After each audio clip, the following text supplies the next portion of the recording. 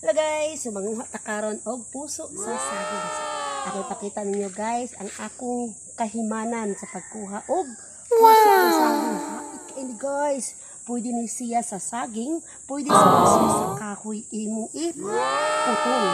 Yata awan mo kahibawa ba mo kung asa ni siya napalit sa Shopee lang, no? So, kantidad ni ani 150, dala sa shipping fee 210. So atong suwayan kung sakto ba jud siya, legit ba jud siya, ikaputol ba jud siya sa punuan naman puso sa saging. O pwede po punuan ay siya. Sige, let's go.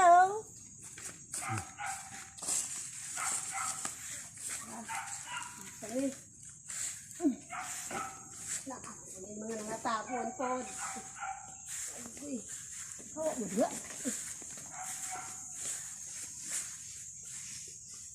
Uy, putot man lagi ning nagkuha lagi.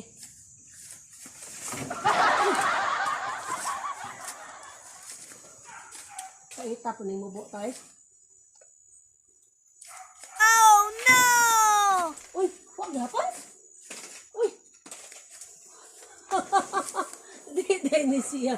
Putot man lagi ang nagkuha lagi. Di o kakita. Uy.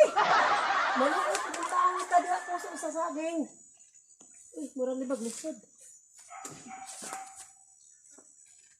Mauna yung magagpo.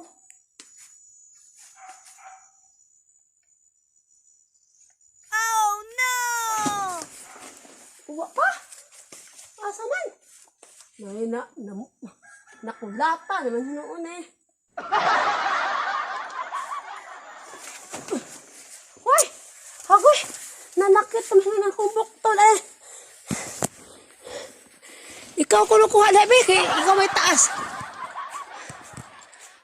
Di man lagi ko ka puta height ang tanak ko eh. Hala ka usaragid siya ay. Taas man lagi siya. Narain taong guys, ang puso sa saging na naginusara. Luuya, namurder ka na ko. Hala, uy. So, mao ni siya ato ni isud, ano.